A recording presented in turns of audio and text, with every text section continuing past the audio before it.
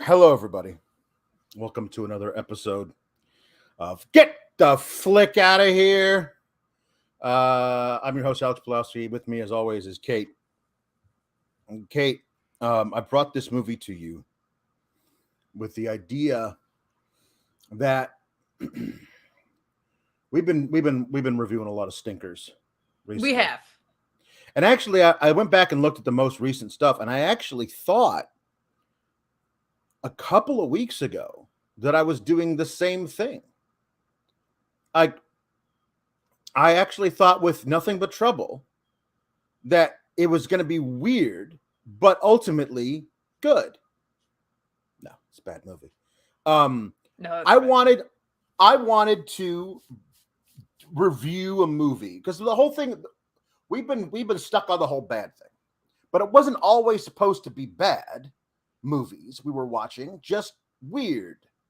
And then I think the whole point became, does the weirdness make it a bad movie, or does the weirdness make it a good movie? Basically, like the idea of that. And I think we've been jumping into just canonically bad movies, and then Well, because weird, it presents itself in a few ways. Satire for sure. Mhm, Weird and bad because it was mhm. terrible, and weird and bad because it took a risk that just swing and Yeah, miss. yeah. This to me was like an amalgamation of all three of those things. So Mm, I have mhm, mixed feelings on it. You mm, mm. have this was Yeah. bad feelings on No, it. no. It's I. We also talked about how the movie is Big Trouble in Little China. Um, uh, we both know we must have seen it at some point in our lives. Yes. I have pinpointed it down to when I saw it. I have no idea. I was in college. That's all I know. At some point in the 4 years I attended Seton It Hall it it University, I it saw this. it, it would have been sometime between the ages of 11 and 13. Okay. It would have been I would have been shown this movie by a friend whose name was Josh, who had an older brother who showed him a bunch of stuff that he shouldn't have seen or whatever. Like I was probably maybe 10 and a half, 11 the first time I saw Predator because my buddy Josh had me watch it. I was not, I was like, but okay, so like, I think a lot of boys have that friend who's got an older brother. And if not, maybe you were that friend who's got an older brother who showed them stuff they might not have been able to ready to see, and then showed all their friends. So I think it was during that glorious middle school time period where I was like, "Oh, you haven't seen it? Oh, my brother loves this movie," and then we would watch it, and that's 30 years ago, which explains why I didn't remember too much of it. And the stuff I did remember is the stuff that 12-year-old me would have been like, oh, this is awesome. Did you see him? He's flying through the air and kicking a guy who's dressed like Raiden from Mortal Kombat. Um, and 43-year-old me knows that's not enough to sustain a film. Correct. And that's and so I believe 12-year-old me loved the movie because 12-year-old me hadn't fully developed his brain yet to Right. ask questions about what the hell is going on. And 43-year-old me has developed a psychosis in which that's all he can do is ask what the hell is going on, because that's basically what I've been doing for a living the past 5-6 years, is just ask what the hell is going on. And I can't stop myself from doing that. And also, like, when the answers aren't readily available, it gives me a crazy amount of anxiety, which then I reinterpret into rage. So I watched this movie just going, what the hell is going on? Rewind the thing, watch it again. I still I don't don't know. want to talk about Let's the movie. rewind it again, and what's going on? And I can't do it. And it made me very angry. I've been watching it again for like the fourth time in 3 days this morning. I still don't know what the fuck is going on. I don't want to talk about the movie. I just really want to get more into the psychology of how Alex watches things so bad. But we are here to review the movie. You are remarkably consistent in that. If there's a flow chart, like this movie definitely asks what the hell is going on. You could go the Alex route of that doesn't get answered, and then I get anxious and rageful. You could go the route of it doesn't matter. And I kind of go up the middle somewhere of like, I should know what's going on, but also some of this is just hilarious and I don't care. So I vary in that flow chart. I am not consistent. This was at various points, I was like, this is bad, but this is the second time we've gotten like a ridiculous wheelchair spot, Alex. Yeah. And like probably two of the best insane wheelchair spots in cinematic history. And we've gotten to cover them both within probably a 4-week period. Right. We're just blessed. I will say this. If they had bothered to actually try and explain what was going on in a way that was like, listen, satisfactorily to me, like if I was like, I know what's going on, this would be a great movie. Do you know what the most important thing a movie can do? It's let you know. Tell me what the fuck is going on. And if you don't do that, well, then everything else about your movie doesn't matter. Like, that's the thing, is like, if I don't know what's going on, I can't enjoy your quips. I can't enjoy your chopsaki. I can't enjoy any of it because I don't know what the fuck is going on. Tell me what's going on. Like, that's the thing. And that's the thing is what, and I give a movie a half hour to like give me atmosphere, to let me not understand what's going on. And then they got to let me know what's going on. Now, it's not like a movie that's like, oh, here's a twist at the end. We're not going to tell you what's going on until the end. Here's the biggest thing about this. The movie is a fish out of water story. Jack Burton, played by Kurt Russell, is our envoy into this world. He is, especially because this movie was made, 30 years ago, 35, 37 years ago. He is the white man in the mystic world of the Orient, is the audience, because the audience at this point in time is always white. The white audience, that's who we're writing movies for. Probably the white male audience doesn't know what this is about. So you have a white male who goes into that world, and we kind of see the world through that eye, right? So many times in this movie, our envoy, so us, Jack Burton, asks, just tell me what the hell is going on. And nobody does. And that's a fatal flaw, because like your main character wants to know. Your main character, who is us, wants to know what the hell is going on, and nobody tells him. And that is very frustrating to a man with my kind of OCD. Like, no. This is your main character. He's the most important thing in this movie. You've told me many times. He wants to know what's going on. Therefore, I want to know what's going on. When you tell him no, that's really mean. Just tell him what's going on, man. I don't get it. So weird. I don't want to say anything for this whole review. I just want to watch you spiral so bad. But hey, we do these live now, so we should also remind the people that if you want to talk about this weird little film, you can send a super chat or a chat at kynchats.com. And you could, but I have no idea how to log into the kynchats.com. Oh, so well, then don't do that. Don't do that. Right here. Super chats only. Yeah. And please leave a thumbs up on this video so that somebody will see this and we will ruin their day, because Alex is gonna be so mad. But what's funny about this is you mentioned this with a few of them. Like this movie, when you suggested it initially, I was like, are we gonna do a good movie? Because it was like there's 4.5 stars on IMDb. Usually what we have is 1s and 5s. There are very few people that for most of the stuff we're watching in the middle, because of what you said earlier, because it's weird. So there are people who love the weirdness and they're giving it a 5, or there are people that are like, this is only weird and terrible. It's a 1. Mhm. This was like somewhere in the middle for most of them. So this is kind of, I guess, other than Grease, this is the first movie that we're doing that's kind of beloved that we're probably going Right. to tear into a little bit. Right. Grease The deserved movie it, for sure. the movie when it came out was a box office failure and got bad reviews. And I'm here to tell you they were right. And the interceding 37 years have only proven that the newer generations are dumb. And boomers were right about everything, as exhibited by the reaction to this hold movie. on.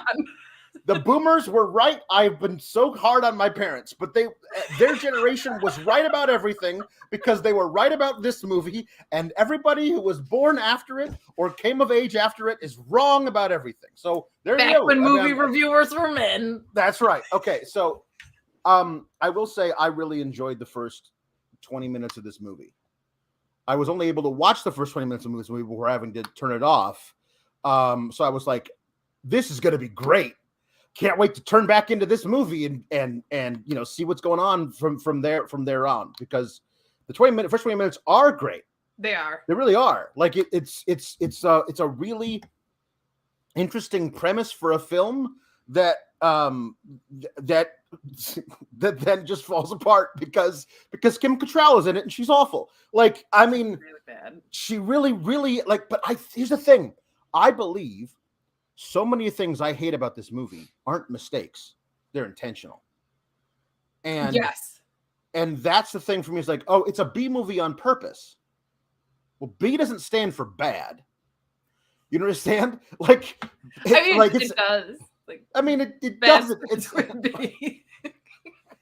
like it's a B movie on purpose, and so I get that. But like, I've watched a lot of B movies. They attempt to explain themselves. They don't throw characters out of the blue in there for no reason. Like, we'll talk about it. I will say overall, though, I felt like every other actor was in on the bit, and I feel like Kim Cattrall was just not very good. Like, I feel like Kurt Russell in this knew exactly what he was doing, where I feel like Kim Cattrall didn't know how to play her character, which I kind of can't blame her for because it's a real weird character. Everything else is weird. Everything in this movie is weird. Kurt Russell plays, not Jack Russell, that's a terrier. Kurt Russell plays Jack Burton. Okay. Jack Burton is a truck driver. Jack Burton is also the first. Russell, that's a terrier, killed me. But go ahead. Jack Burton is a truck driver. He drives the Pork Chop Express. There's graffiti, not graffiti, it's intentional. Somebody did art, probably commissioned. It says Pork Chop Express on the side of his big rig. He transports pigs, hogs. So he's the Pork Chop Express. He is also the world's first podcast bro, because driving through a storm at night, he's on the CB. He's like, "Hey everybody, this is Jack Burton talking to whoever can hear me right now." And who is that? If is not podcaster. And all he does is like, you know, my third ex-wife used to say, and it's just a stream of consciousness about nothing. Doesn't know if anybody's out there listening, doesn't care. He's just talking. He's the world's first podcast bro. So immediately I gravitate to him.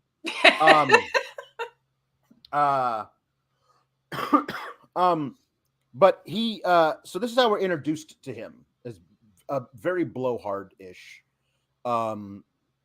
He gets to the market at Chinatown, San Francisco, and he unloads his stock. Everyone's, gets out of there. But then overnight, he sits at a table with a bunch of Asian guys and plays Fantan, which is a number counting game. You can do it with dominoes, or in this case, beans. And you grab a handful, and then you got to bet if it's odd or even, and they drop it down, and then you count it. And if you bet it was even and it's even, then you win. If blah blah blah. So by the end of this, Jack is on the craziest run of luck ever, because he's won $1,146 playing Fantan, which is really hard because you've got to be right over and over and over again. not like a lot of times, but like back to back to back to back without losing. So he's playing with a bunch of people, and then it's morning, and the guy who's across from him is a guy named Wang. Now, I don't know. I didn't. Okay, no, the movie doesn't need to do it. I need it. I need to know. Because this is again my OCD. I need to know Jack Burton and Wang. I need to know how they met, how long they've known each other, their previous adventures, because I believed these guys were acquaintances who gambled together. Apparently they're like best friends. And I would like to know more. I'm not saying they can't be best friends. I'm saying I'd like to know their history. Did they go to high school together? Like I don't know who these guys. I don't think so, because he said he left 5 years ago from China. So I don't think they went to high school together. So what I'm saying is that this relationship is intriguing to me, and I would like to know more about it. I would like to subscribe to this relationship's newsletter. Let me know what's happening between these two gentlemen, and they never do. They never even attempt to. We're supposed to take it on faith that these guys who appear to be slightly adversarial gambling partners are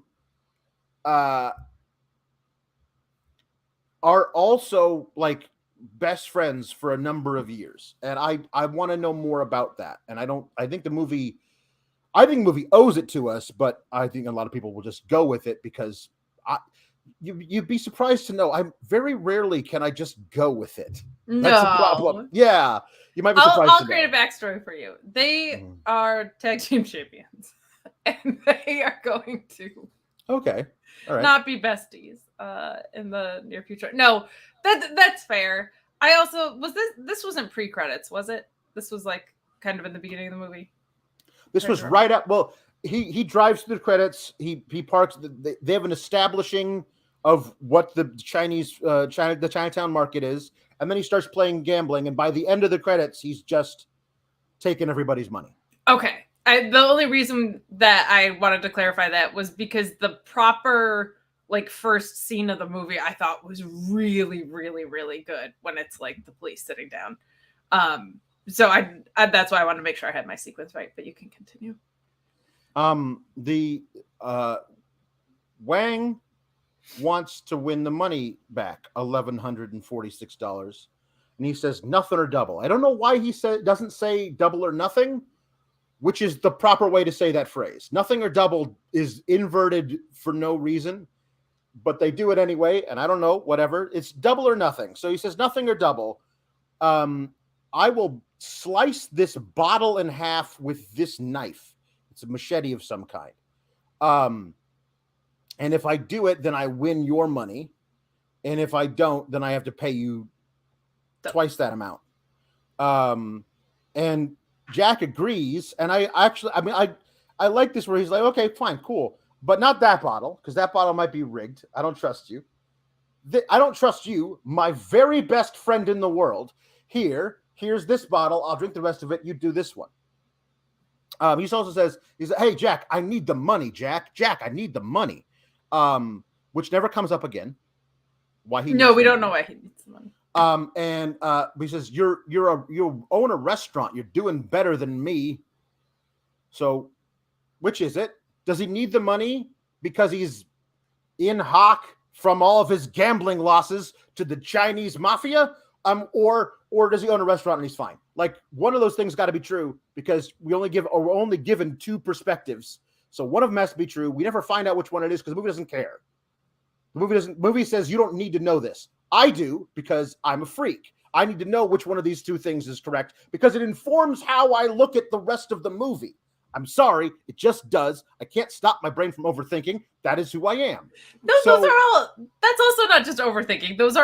That is fair, because especially this early on, because you're supposed to be establishing things of like relationships and why someone would need the money. Like, those are all things that I think are fair criticisms based on the fact that this is the beginning of the movie. We should be establishing things like that. So that's not just your OCD. Even if it doesn't bug someone, that doesn't mean that they shouldn't go out of their way to do it. Anyway, he tries to hit the bottle with the thing. He sure does. He does not slice a glass bottle, to no one's surprise, because I'm pretty sure that wouldn't happen. But instead he hits it and it flies out from underneath the machete right at Jack's face. And Jack is able to reach up and catches it. And he says it's all in the reflexes. That will come in handy later. Because one of the things that I actually really do love about the movie is that Jack Burton is a truck driver. Yes. They never say ever that, like, oh, he's a former Marine who was dishonorably discharged because he doesn't like authority. And now he's a truck driver, which is how he can handle himself in a fight. Because he doesn't. Because he can't. Because he's a blowhard who's got an overdeveloped sense of self-confidence for no reason. Like he can't handle himself in a fight. He doesn't know how to shoot guns. He doesn't know, like, none of this stuff, but he does have super fast reflexes, and that will come in handy at the end of the movie. But that's one thing I love about the movie is they don't make him into some kind of awesome, invulnerable, know-it-all action hero. He's just a blowhard douchebag truck driver. And I think that actually works. It's actually endearing. Every time he klutzes his way into missing out on a fight or something, it's always funny because he so badly wants to be the hero of this movie, even though he's not at all trained for it. I do love that. I was just looking at my notes because I forgot what I said, but I was like, he acts like Rambo, but backs none of it up. Like like there are parts of this where he has that persona, like you were saying, but the fact that like it's inherently fun to do an action movie where the main character of it is not good at the thing that it's kind of built around. Like that is funny to me. Yeah. And you're right. If you're not gonna, like, we have complaints about the unjustified things in the beginning, right? But then, like, here, they have not gone down the unjustified path of why this guy would be good at fighting, which is just fun. Right. Break to have our first super chat. Ogre says, this movie is still a fun cult classic. Can't wait to see what The Rock does with the sequel. Hold on. What? Wait, hold on. What? What The Rock does with the sequel? Have I been out of the loop on this? Much love and always say F Twitter. Okay. Yeah, sure. That's true. I will say something about cult classics. It's bad to be in a cult. Cults are bad. It's true. Except for the Sour Grap Society, which is perfect. Right. But no, I'm just saying, like when we say things are cult classics, we mean a very small fanatical group of people will follow this thing to their death. You shouldn't do that with this movie or any movie, I would say. You can say, I like this movie, but the idea of it being a cult classic is always looked at as a good thing. This is the only time we look at a thing called a cult and say it's good is when a group of people like a movie. I was saying anyway. So I also have to say, before we dive too much deeper into this is supposed to be largely, it's a blend of The Thing, Halloween, and Escape from New York. I have seen none of those three movies. So therefore, like any of the like smushing together of those three things lost on me. I've seen none of those three movies. It is not a blend of any of those things, by the way. Okay. The only reason people say this because they're also all those movies are directed by the guy who directed this movie, John Carpenter, who is a brilliant director. And Halloween is still, to me, reigns as the greatest slasher movie ever. Oh yeah, me too. I know. The Thing is a masterpiece of sci-fi horror. The Thing is an absolute masterpiece. You will never find me saying one bad thing about The Thing. Also starring Kurt Russell. And Would Escape I from be New York. allowed to watch it? No. God, no. God, no. No. No. No. You can't watch The Thing. I'm very sorry. That one is a no-no for Kate. It's a great movie, but if you can't handle some of the if you can't handle Leprechaun, you can't handle The Thing. I'm so sorry. I'm so sorry. But also Escape from New York is very close to this, but I think at least Escape from New York bothers to try and explain some things to you, but Fair this enough. movie doesn't. But Escape from New York, also starring Kurt Russell, another John Carpenter film, it's a very. But Kurt Russell was riding the John Carpenter train. Oh, absolutely, yeah. I did not know that. Yeah, and then the other thing, because I did do research around it a little bit because this was so weird and because everybody but you loves it. But it sounded like the original script was not this. It sounded like the original script was something that the producers got and said, we have no idea how to make this work. So that the script got overhauled to be something like they kept the framework a little bit. I guess there's not a framework, so that's not the right word. They kept the guts of it and they tried to update it into whatever this is. So a lot of challenges with this whole movie. The original script was a Western. Oh, that makes more sense, I feel like. It's listen, if like this movie as a Western, I'm all about it. You know what I mean? Like because here's the thing. Jack Burton is a John Wayne character. Right. But he's got all the bravado, but John Wayne would just like drunk walk his way through every problem he came across, as opposed to like this guy who's bad at it. But it's definitely the same type of character. Like, come on. Is reads very similar. Yeah. So that's basic. That's the idea. But that was the first thing. Anyway. Sorry, so we can resume to the review. Right. Those were my fun facts. So Wang is actually the main character of this movie, but because everything must be seen through a white lens, you give Jack Burton to this movie, and then because it's Kurt Russell, and because Wang is being played by Dennis Dunn, who at this point nobody knows. He was great in this. He's great in this movie. Fantastic actor. He's great in this movie and a fantastic martial artist. And the movie can't be made with him as the lead because 1980s Hollywood racism. So you have to put in Jack Burton, Kurt Russell into it, who is not the most important character, but in the eyes of the people making the movie, he has to be in it or the movie can't be made. So you got to figure out a way to like keep him around all the time, or people they're afraid are going to get bored of it. Wang says, you got to come back to the restaurant for me to get you the money. I need the money, but I do have twice that amount of money in cash on hand. That's a line he shouldn't have said. If it was a lie, okay, but to me, that makes him less trustworthy throughout the rest of the movie. I need the money. Also, back at my restaurant, I have twice that amount in cash. Is a very odd thing to say. Anyway, we can't go back to the restaurant first.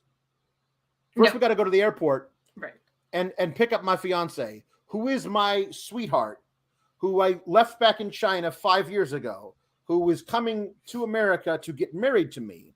But the night before I'm supposed to go pick her up at the airport, I spent all night playing Fantan with old Jack. He does say I really should have gone home and gotten 40 winks last night. I shouldn't have done that.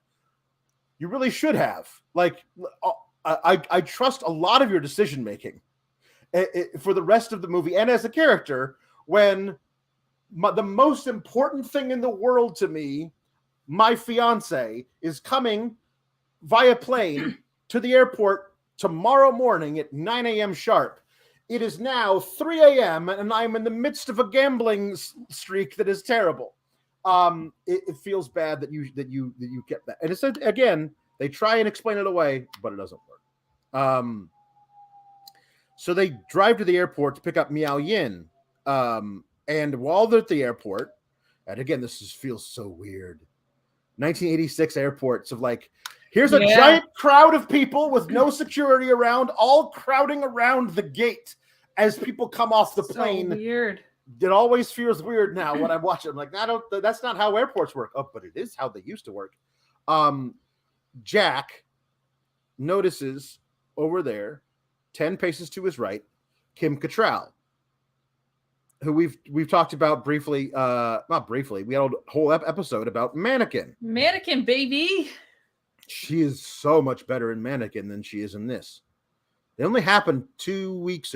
Sorry, it only happened. It only came apart a year apart. Mannequin was after this. Mannequin though had so much weird and fleeting as it was at points, had so much more clarity and a way more easily communicated role than anything in this.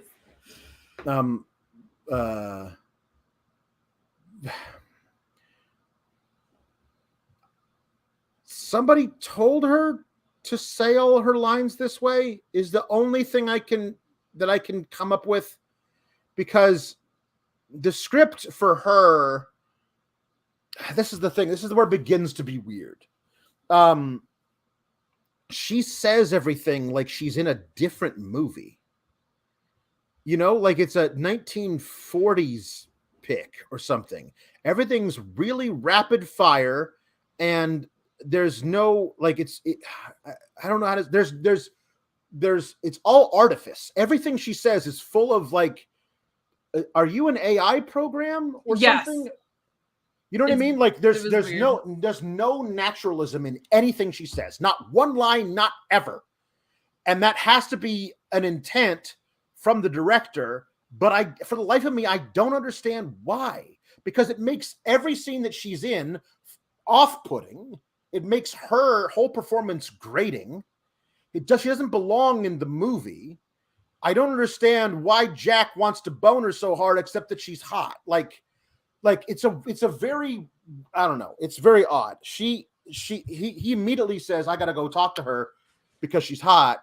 And Wang says, oh, don't bother with her. She's trouble. And I was like, you could tell that from looking at her. Apparently they have a very long history.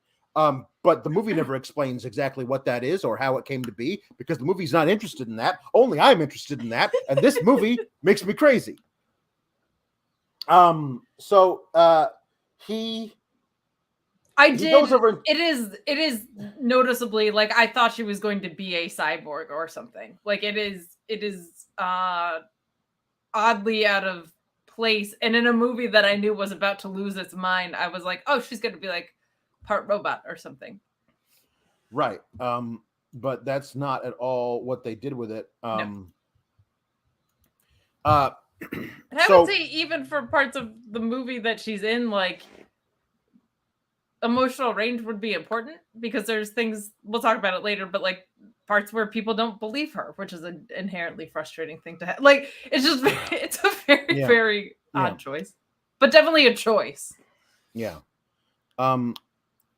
So they go. So she walks over to her and says, "Hey, can I ask you a serious question?" She looks at him and goes, "Absolutely not." The way that she says her first line is just like, what? Like I wouldn't get involved with a man like you because you smell like beer. But she says, "From where I'm standing, it's Miller time," and it's just a weird line. And then there's a bunch of Chinese fellas in odd sunglasses, 1980s gear they're wearing, and they walk through, and she's like,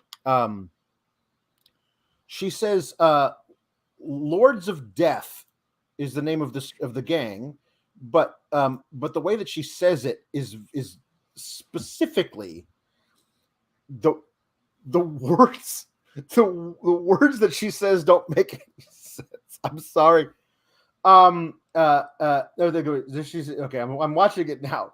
The Lords of Death. Lords of Death, punks from Chinatown, street gang. This isn't good. What are they doing here? Like, there's no pause. There's no punctuation. It's just a stream of words. And so it's one of those things. There's a confluence of all this stuff where Gracie Law, we don't find out that's her name until later. She's a lawyer and her last name is Law. So anyway, she's there and Wang knows her, but Jack has to get to know her because she's hot. She's there to pick up somebody who's coming in off the plane as well. And Wang is there to pick up Miao Yin. The Lords of Death are there. We don't find this out until later. They just want to kidnap any Chinese girl off the plane from Hong Kong. Because that's what they do. They kidnap girls fresh off the boat or the plane in this case, and sell them into sex slavery. That's what the Lords of Death do. Which feels like if this is their MO and everybody who's involved in this movie knows that's what they do, maybe airport security, if it exists, should be on the lookout for guys who are obviously in the Lords of Death street gang. Hey, you guys, you're not allowed in here because we know you're going to kidnap a girl right off the plane and sell her into sex slavery, and that's frowned upon in these states. But anyway, it doesn't matter. They're in the pocket. They're in the pocket. Yeah. That's it. They're Lords of Death also sounds like an ECW stable. That was my first reaction when they said it. She's there to pick up. I forget what her name is. And so they try and kidnap this woman that Gracie Law is there to get.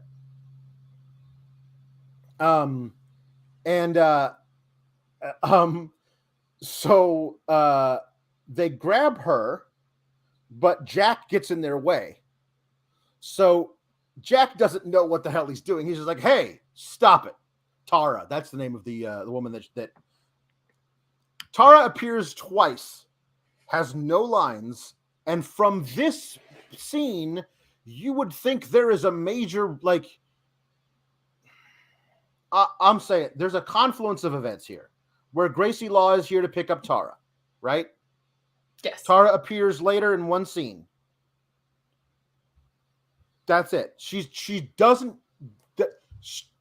MacGuffin, but like not even for like a reason.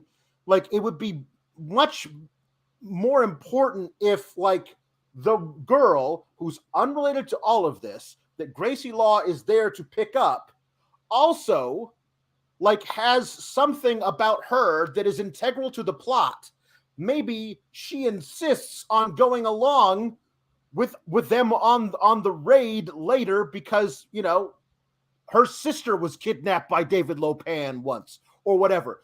There's no reason for this to even be in the movie. I kept waiting for this to have been somehow retroactively important, but it never is. And it's just a very odd thing. It just, I don't know. Like, they couldn't give her lines. You got to keep the under 5, you know? Yeah. They had budget concerns. I guess. Yeah, this went out of its way to make this happen. It did. The movie made out of its way to make this happen. Very good point. So a guy pulls out a butterfly knife, but then extends really long. Yeah. And he's like, "Hey, where'd you get that?" says Jack, because he's in the market for a new knife, I guess. And he gets legs ripped out from under him, and then instead of taking Tara, who they were there to kidnap, they take Miao Yin. She's got green eyes. That's very important for the rest of the movie. But I like that Wang does say she's got green eyes. You know how rare that is, Jack? It's good that you acknowledge how rare it is, because it is very rare. Yeah. And anyway, they take her, and so now Wang and Kurt Russell are run out after them and jump in his big rig and are going to chase this Pontiac Firebird into the city. And they're zooming up and down giant, hilly downtown San Francisco things into an alleyway. Oh, I forgot all about this. The movie begins not with Jack Burton driving a car, but with a man named Egg Shen sitting in his lawyer's office.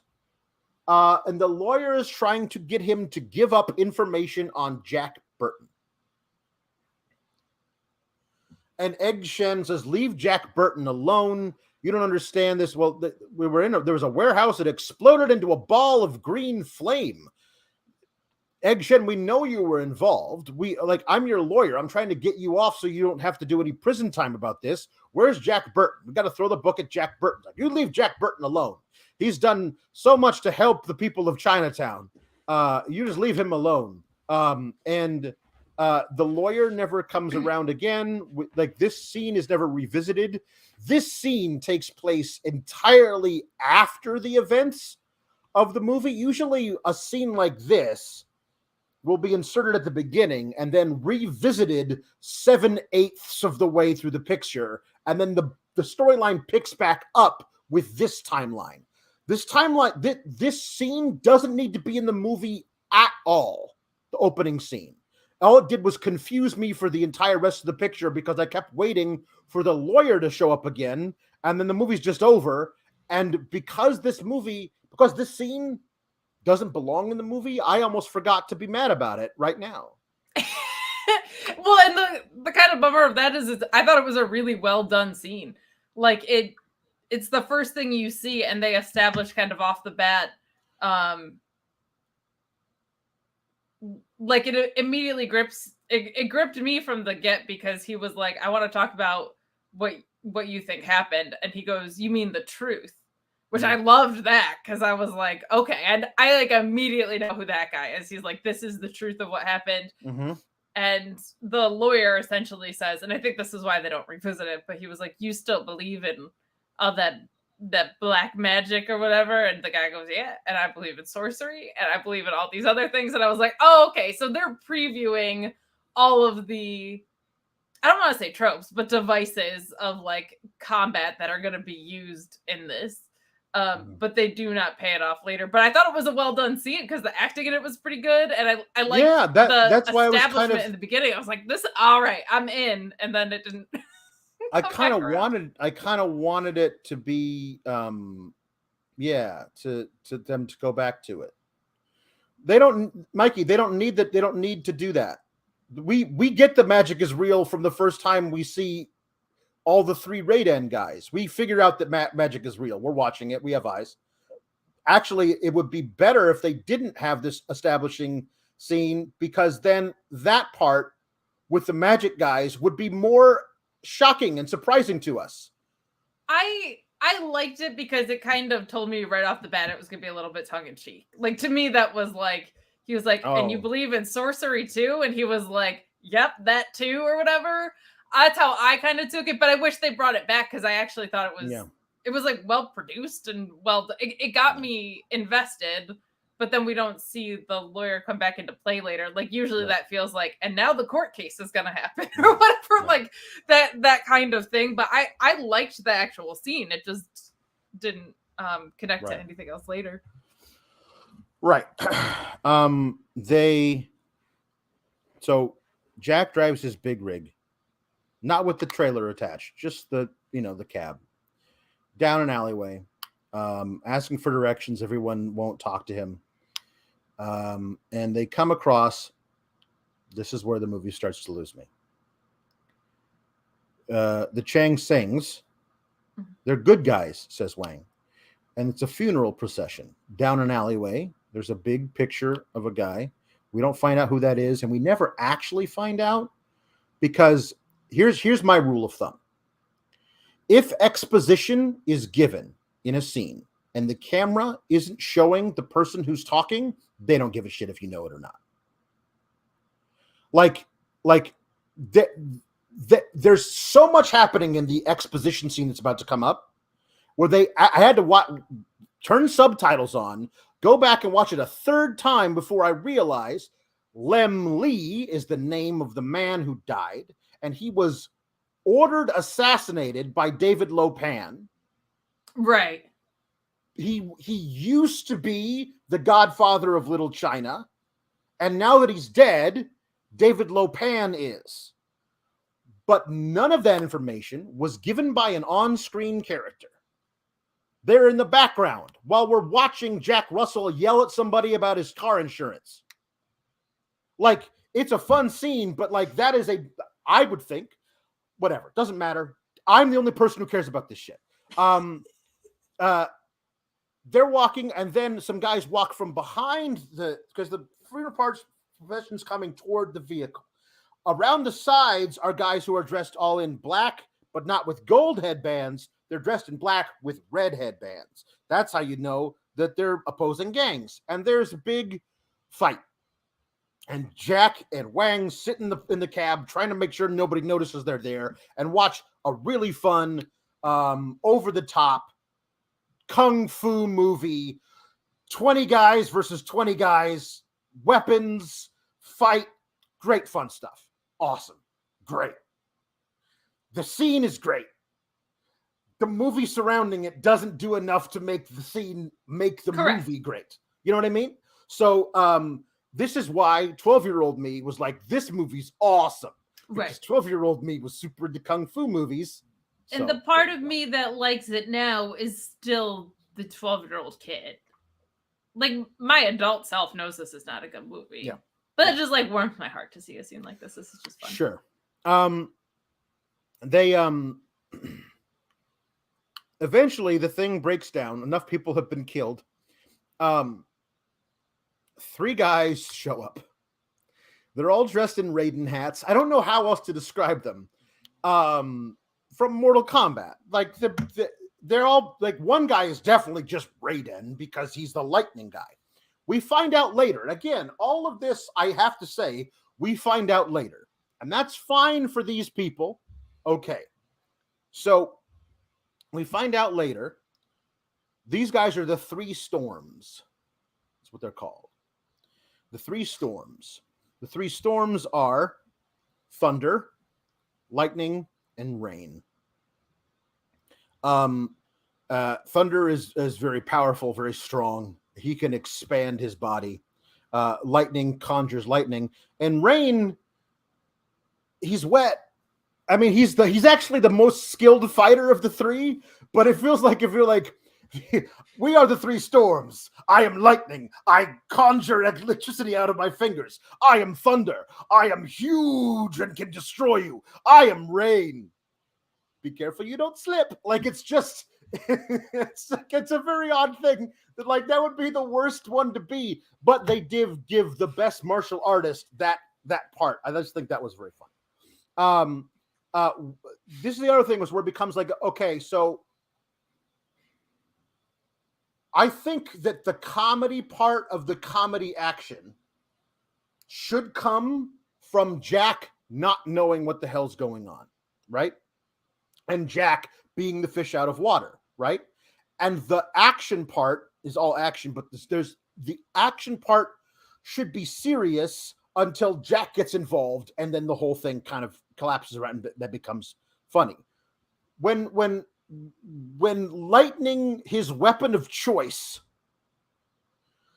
are forks that then he holds like this and they spin in a circle on his palm.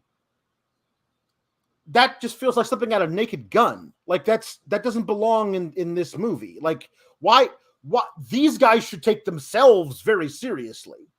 So the movie making fun of the fact that this guy fights with forks is such a weird thing. This does get messy. Like, I think to me, the cheeky part of this is like, is this like a white American dude is trying to operate in this world, right? Like, with all of his bravado and ignorance. But I don't know. This is where it feels like they were trying to do parodies of 2 different cultures, like worlds colliding, and it does fall apart a little bit there. It's almost like they wanted to treat both of them with the same weight, like that they're being satirical about both sides of it. But for satire to work, we've talked about this a lot on this channel. Like, you can't in it acknowledge the satire. It doesn't it doesn't work. You have to take it seriously, and then what's around it makes it satirical. So I'm with you on that. Yeah. I'm with you on that for sure. So then Wang says, "Don't ask questions, Jack, just drive." So he drives forward. And in front of him materializes Lo Pan in his ghost form. Yes. It's the venerable, amazing actor James Hong, who was just in Everything Everywhere All at Once. Great actor. And he's great in this, by the way. Like he perfectly plays this part. And he is standing there, and Jack. This is where I get like, okay, so what are you trying to show us, John Carpenter? He runs over the man. We see the guy get hit and fall down when the guy hits him. I think what you're trying to show me is that he drove through him, because in this form, Lo Pan has no being.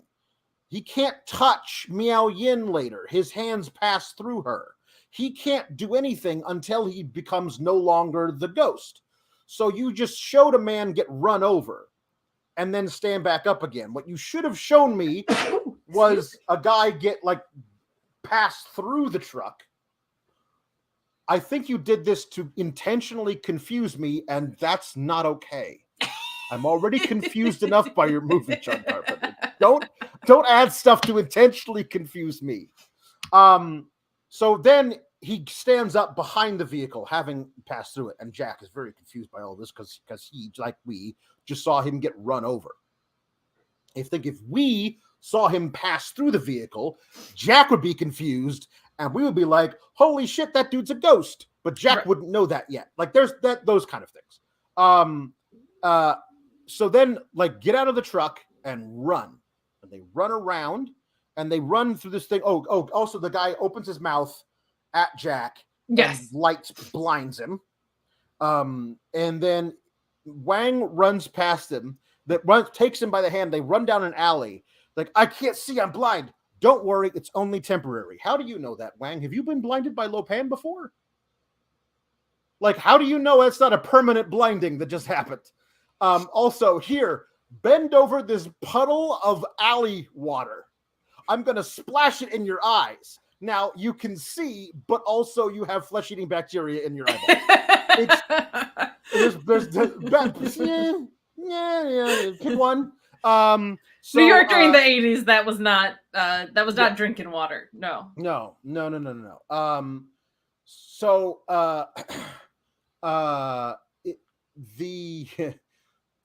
They run across some Lords of Death who are there. And they say, "Hey, Wang Chi." Hey, he knows your name. Yeah, that's not good. Run. And they run. Apparently, this alley is a circle. So they run left now, back to the same alley that they were in before.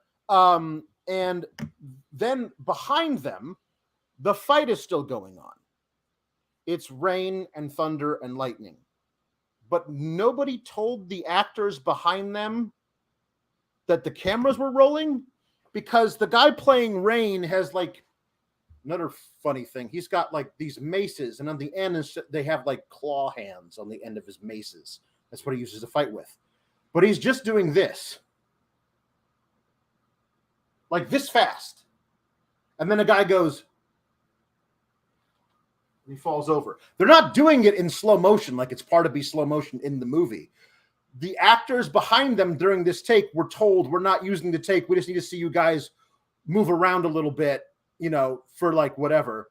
But if you're actually rolling, you got to make sure the guys behind them are actually doing real fighting choreography at real speed. Otherwise, it looks weird, like a guy is just like, it's kind of at a concert. Yeah, it was so weird. But they keep running, and they run into some warehouse through a basement window, and then here come more Lords of Death. So they like escape through a garbage chute. I don't know. They make it out. They're all right, and they wind up in late at night, pouring down rain in Wang's restaurant, also run by his Uncle Chu. And this is where the movie starts to commit sins that are unforgivable to me. I will say, I think the first 30 minutes of this movie are the best 30 minutes of this movie. Like, I just accepted what I signed up for the rest of it, but the first 30 minutes of this feel like a good movie, and the rest of it feels like just wackadoo. But fun wackadoo, but wackadoo nonetheless. I do appreciate what they're trying to do with this scene in that it feels very chaotic. Because Jack, what we're supposed to figure out with this whole thing is Jack just wants his truck back, and he wants the $2,000 that Wang owes him. Right? If I can get my truck back, I can get back on the road. You can figure out all this stuff. I mean, I'll help you get your fiance back because I'm a friend of yours, but really I just want my truck back. And so to that end, through this whole scene, he is on the phone with his insurance company, and it says, yeah, look, I need a listing for whatever it is insurance in Sacramento. Well, there's got to be a listing for them, sweetheart. I pay them $6,000 a year in premiums. Like, they got to exist. So he keeps getting the runaround on this on the phone while all this other stuff is being talked about. And occasionally he will say, hold on one second. And he'll talk to somebody over here in the room, but then he'll go back to this. The most important thing to him is this. Because of the way the movie is filming this scene, they are telling us the most important thing you should be paying attention to is Jack negotiating in a comedic way with his insurance company, not the exposition about what the hell just happened and what all this means, because of the way they shoot the scene. And that's why it's so frustrating to me, is I had to watch this 3 times to figure out all of the things everyone was saying, because they keep showing you in a close-up Kurt Russell angrily talking on the phone, while off screen, all these people are discussing what's just happened. It does feel like, in this movie, Kurt Russell is the sidekick, but they made him the main character, to your earlier point. Like, he, even just from the perspective of, like, most of his stuff is the comedic stuff rather than the stuff that's carrying, like you said, the through line of the movie. But they've flipped it because they led with the name who's a white guy here. But I agree. It is messy and distracting with that, for sure. So this is where Uncle Chu becomes very concerned, because all Uncle Chu knows about at this point is that, like, China, like in Chinatown, we basically operate like it's China. The Chang Sings and the Wong King, who are the guys in black and red, have been fighting for centuries, and so these gangs will fight forever. But then Jack says, like, don't tell me about those guys. Tell me about the 3 guys who came down out of the sky and had lightning shooting from their fingers. And there's this one dude who I ran through, but he's fine. Then he breathed some light on me. Talk to me about that. And Uncle Chu says to Wang, like, what are you talking about? Like, I didn't want to alarm you. Like the 3 storms, David Lopan. Like, yeah. And so that they're just trying to, like, it's Uncle Chu, very concerned now that perhaps Lopan is here to take all their souls or something, and Wang trying to convince him, no, that's not it, it's okay, while Jack yells into the telephone. And then Kim Cattrall shows up and ruins the scene, because, like, her energy is so off-putting. Like, she it's so artificial, it's so bizarre. Here also, new character inserted that does not make a lick of sense for the entire movie. Guy walks in a suit, purple shirt, black tie. Says, hello, good evening, Mr. Wong. Eddie Lee, meet my dear friend, Jack Burton. Jack doesn't even turn around. He just offers a hand while he's looking this way to shake his hand. Okay. Eddie Lee is the new, he says, the new maitre d' here at the restaurant. Okay. So the new, if you said that the new guy working at the restaurant, how long has he been working there? Like if you had to guess, tops a month, likely maybe a 2, week. Yeah, maybe 2, right? So there's never ever told to us how Eddie Lee knows Wang other than he is the new maitre d' at Wang's restaurant that he co-owns with his uncle. That's it. But Eddie Lee is just going everywhere, doing everything. He's a maitre d'. He's a maitre d'. He's not a cop. He's a maitre d'. Like he's like, this is the thing. It's like, I'm totally fine with Jack not having any training, but and being in here with this whole thing. Yeah, but it's that's fine. That turns a trope on its head. Okay. But Eddie Lee, if he's going to get himself involved in all of this, and also a lot of the stuff he talks about later, he's an authority on everything. But like, you gotta, like, Eddie Lee and I know each other because we grew up together back in China. Like, say these things. When he came to the States, he became a cop. And he's working in he's an ex-cop. But he's special. His beat was Chinatown, right? If you give me all of these information, I'm like, okay, now I understand why this guy knows everything about all the gangs that operate in Chinatown. I understand why he can handle himself in a fight. I understand, like, all this stuff, but he's just the new maitre d' at my restaurant. Come on a suicide mission to go rescue my fiance who you've never met. It's an unforgivable thing to me when you have the opportunity to make shit make sense and choose not to. Like, that's the one thing a fucking movie should do, is just choose to make things make the most amount of sense. Like, that's fair. I don't know, man. You're not even asking for the most in that case. You're asking for any. Make any sense. Yeah. I guess.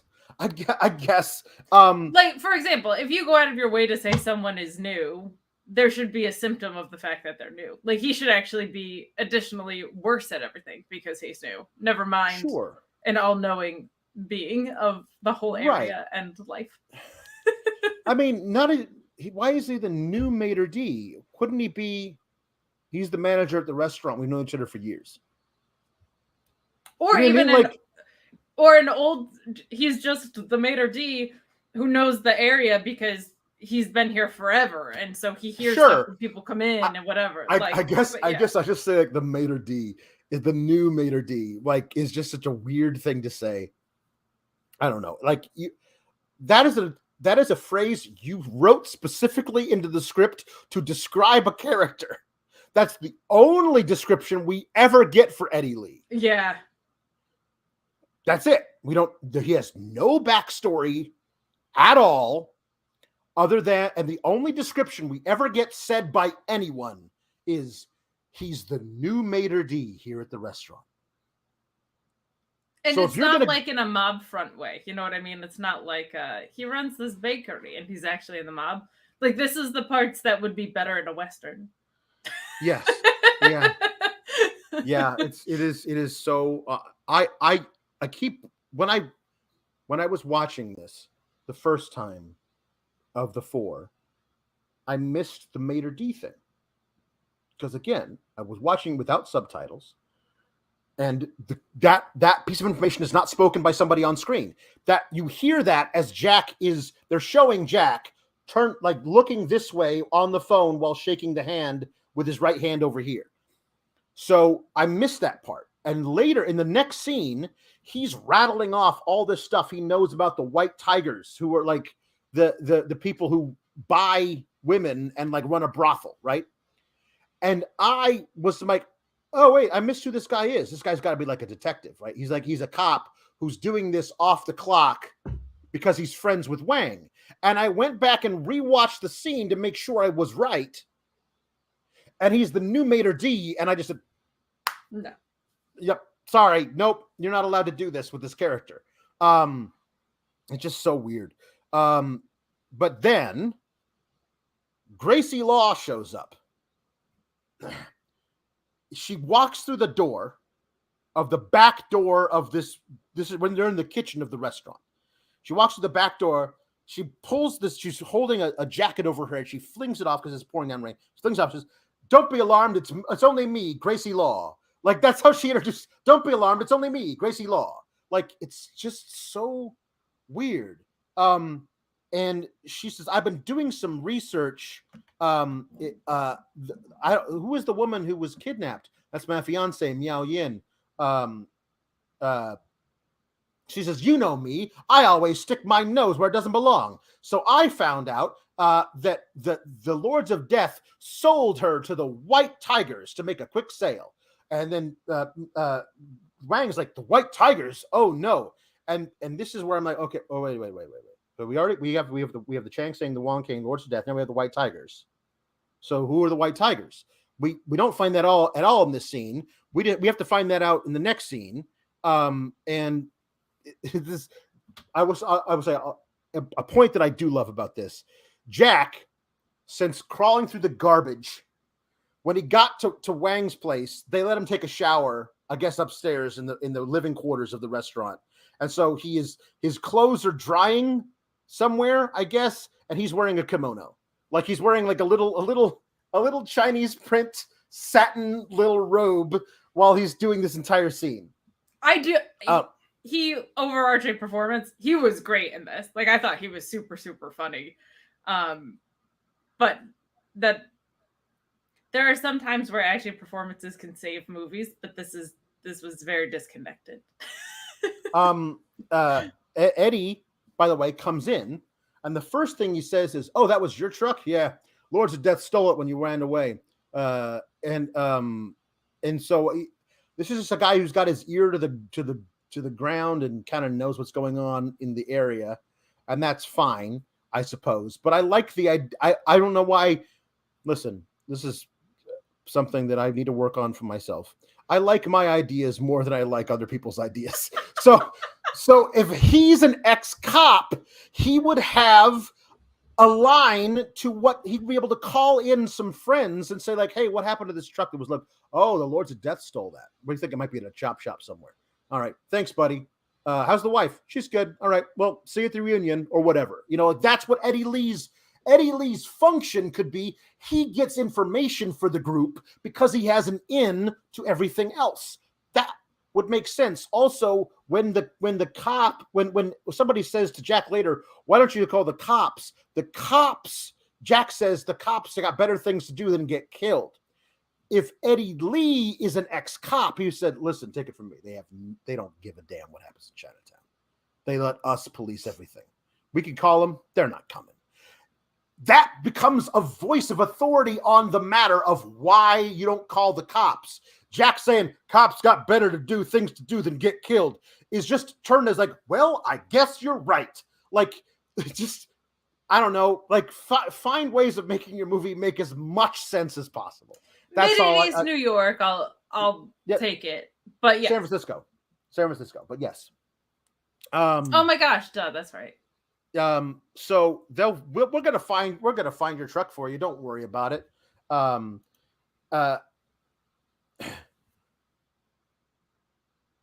So anyway, here comes Gracie, and this is the thing.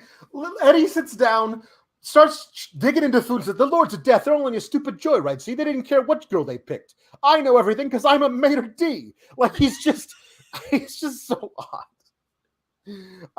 But Gracie tells them they know where the White Tigers is, and so we've got a plan for how we're going to we can buy her back. Says, and she says, "A search warrant is too complicated. Violence is out of the question," says Gracie Law. But she doesn't say it like that. She says, "Search warrant is too complicated. Violence out of the question." Like, she's just talking all as fast as possible. It's so weird. It's so off-putting. It actually ruined, like, even if you're buying into the surface level stuff of this, it does ruin like a lot of the movie. Right. It's very weird how she's just like becomes a scene killer in it. She says, so Eddie says it's gonna cost. She's got green eyes. And Gracie says, seriously? Oh, that's an extra to these people, she says. It's like leather bucket seats. It's double the price. We're in the 80s, were you paying double the price for a car if it had leather bucket seats? If so, you were getting ripped off. Yeah. So they do this.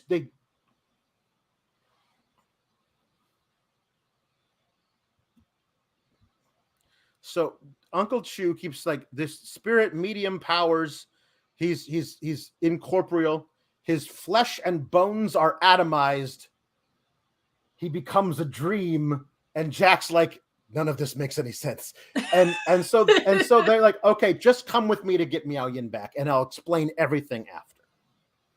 So here's their big plan. They drive to where the White Tiger brothel is. Okay. And they're going to send in Jack, a truck driver, who we've established has no experience fighting skills at all. as anything. He's a truck driver. Now, Kurt Russell, to his credit, nails this scene. But I don't know why Jack Burton would. So Jack Burton walks in the front door. He's dressed in a really bad suit, got big thick glasses, his hair's combed in a different way. He's like, "Hey there, I'm Henry Swanson. I'm in town on business." The cab driver said this is where I could get the White Tiger might be able to help me out here. Is this the right place? And he nails the scene. I just don't know why Jack Burton would nail. Was Jack Burton like a theater minor in college before he started to become a track driver? I mean, maybe. I don't know. We don't know. So while this is they sent him in there alone.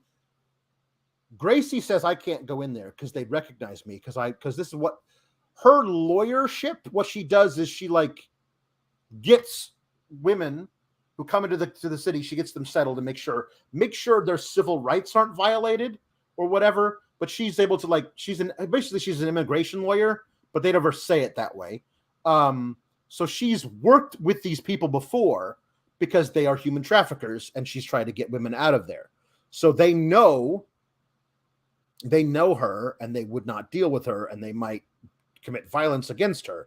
So we got to send in somebody else. So they send in Kurt Russell by himself with Eddie Lee and Wang out there by themselves. And then Kim Cattrall jumps out of the vehicle in a pouring rainstorm without saying anything, runs into and jumps into a vehicle driven by another white woman who we've never seen before. The way that this movie introduces her and Gracie Law talks to her, I was concerned that I had missed a scene in the movie because of the familiarity with which they talk.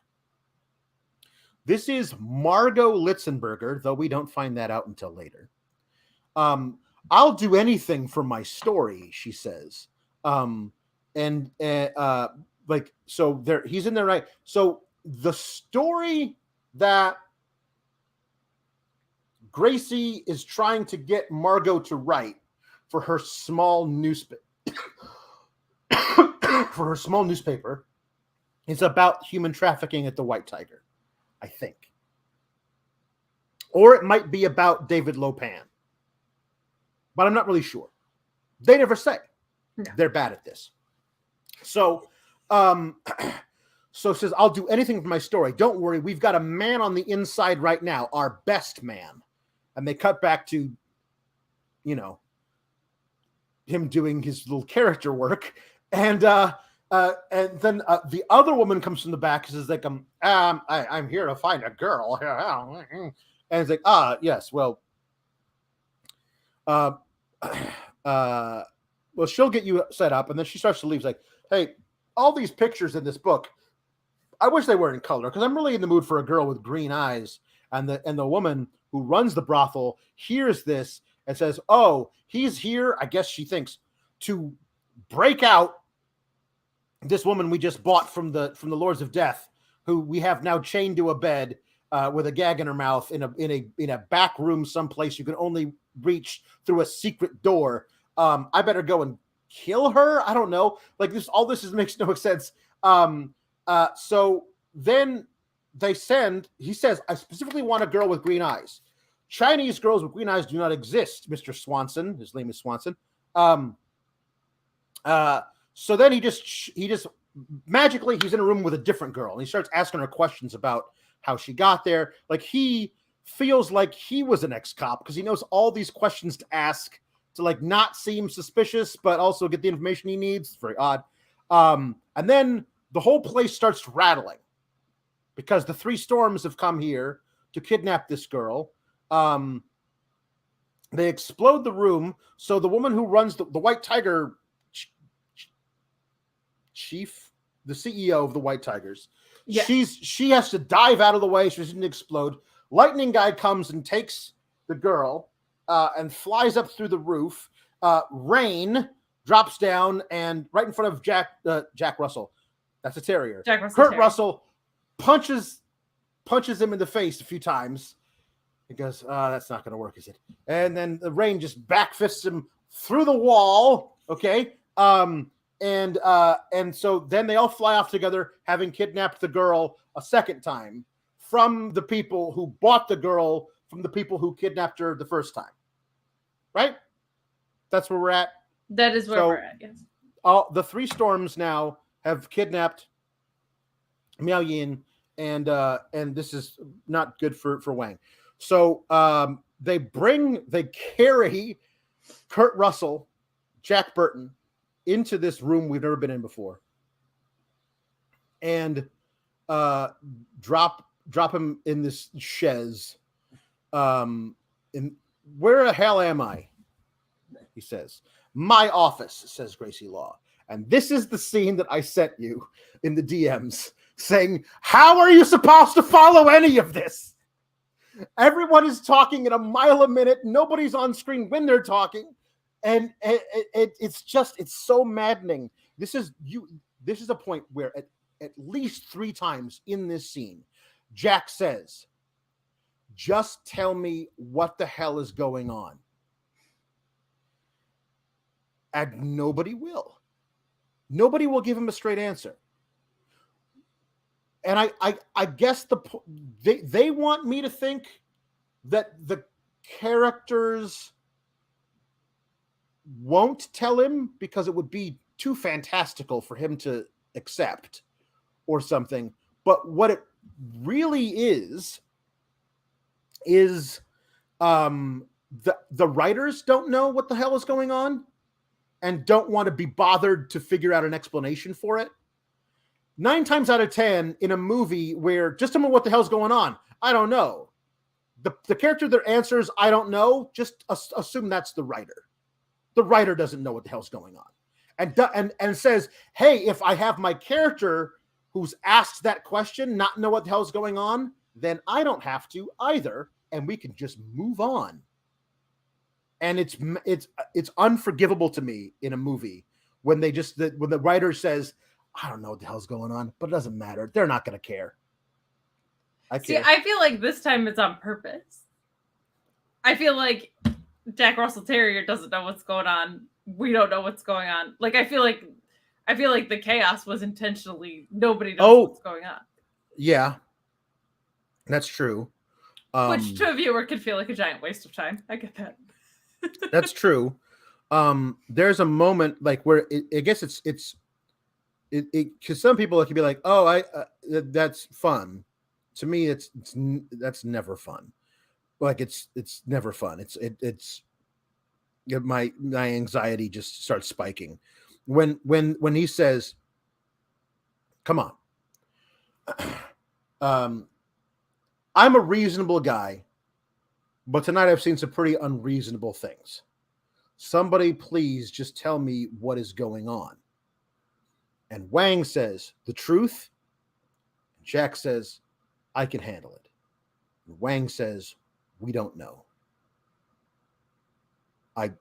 I had to leave the room when that I had to like pause the movie and leave the room. I was so frustrated. Like this is your best friend in the world, Wang, right? I guess. I mean, or he's a guy you gamble with occasionally whenever he comes to town. He's one of those Either two way. things. One of those two things, and only one of those two things. He just basically like laid it all out for you. Please tell me what the hell's going on. We don't know.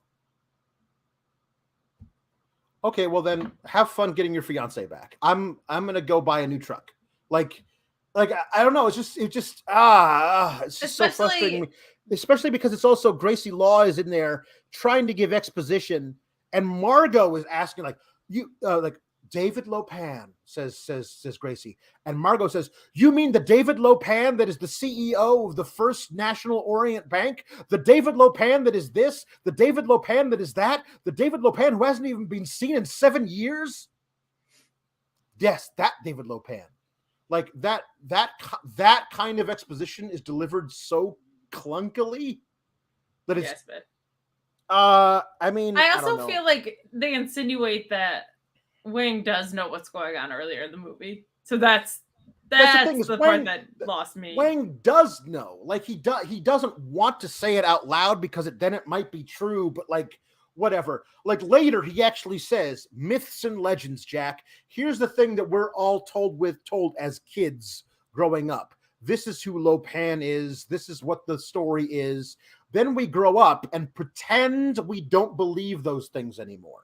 So they do tell him later, but by that point, I don't give a shit anymore. Like I've seen enough things earlier that he knows, and then he specifically goes out of his way to be like, "Do you really want to know?" And then says, "I don't know." Like, yeah, that negates itself in a way that's supposed to be a pivotal point in the movie, right? Like. So I'm gonna go and get her back, says Wang, and Eddie tries to stop him, right? And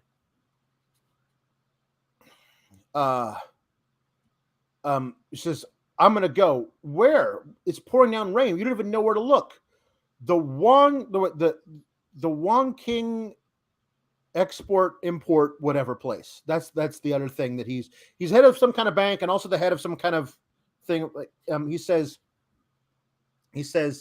you can't. The most deadly den of cutthroats in Chinatown, she says, but she says it like the most deadly den of cutthroats in Chinatown. You can't just walk in there like the wind. Yes, I can. And like it's just. I mean. I wonder, was she like trying to go for the silly voice that we always like, that I'm always like, it's a typewriter, you see? Yes. Like she almost came across like she was trying to be a 1940s detective, but like feel that doesn't it does, yeah. She was a scene killer for me in a lot of this. Like it was just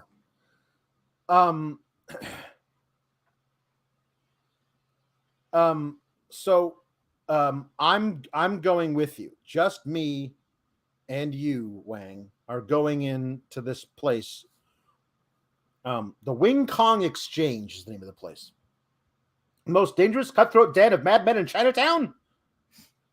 You can't just waltz in and out of there like the wind. Yes, I can, Miss Law. Anyway, so they go. They have a plan, which is to tell the people at the front desk, the two security guards, they're from the phone company, and they just walk in and it works. And then they go into the basement and they get in an elevator, and then the elevator stops and starts filling with liquid. And then they have to swim out of it, and they're in a salt water. So it's like water coming in from the San Francisco Bay. And there's all these corpses that are hanging upside down. Mm-hmm. And they're in various states of decomposition. And they're able to resurface. Like, where the hell are we? The hell of under upside down sinners is what he says. Oh yeah, that makes perfect sense. Thanks for letting me know.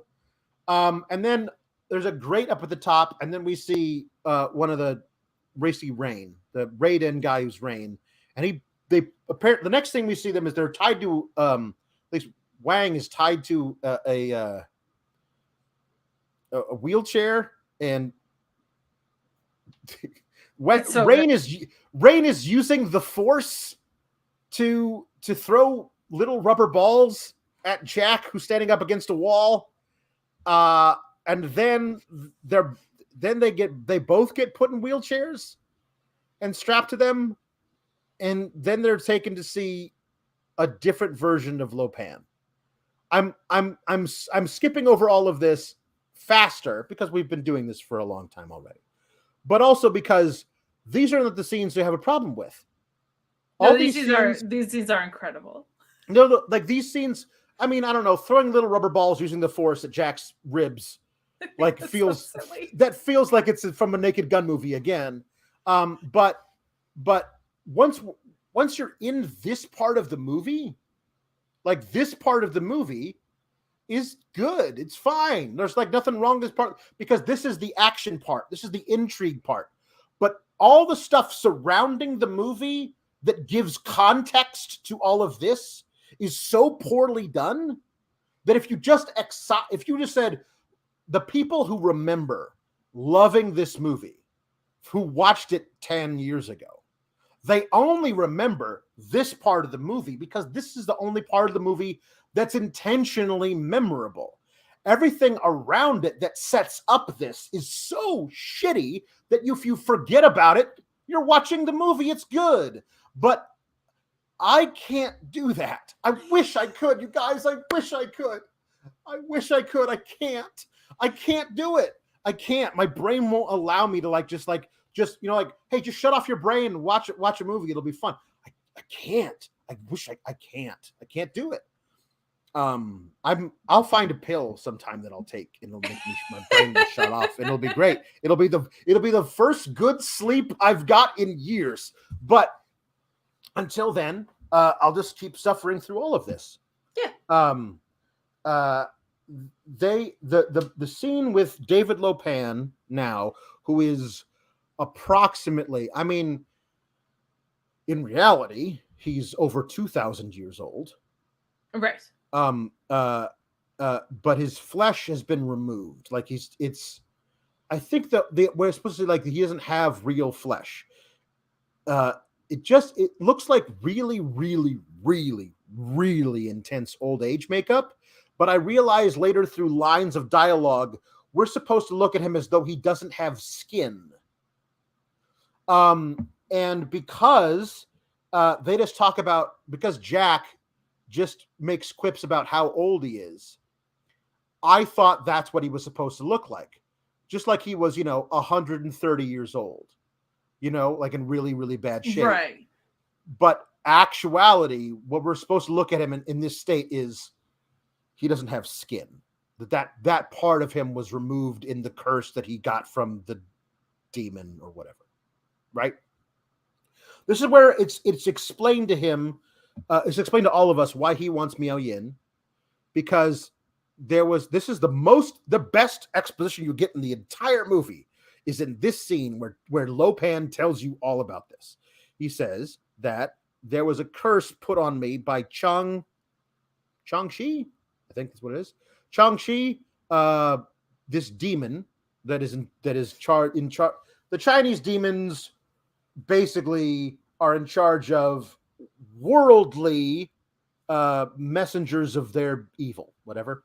And I ran afoul of mine, and so he put a curse on me, by which that I would have to stay on this planet forever in this flesh state, but I would actually get all my flesh taken off of me at this time as well. So this body you're looking at is 2,000 years old. But also, I can sometimes summon this ghost type of persona, but I cannot touch anything. I cannot be with anything in this version of myself. But I can reverse that curse by marrying a girl with green eyes and then sacrificing her to the demon Shang-Chi. No,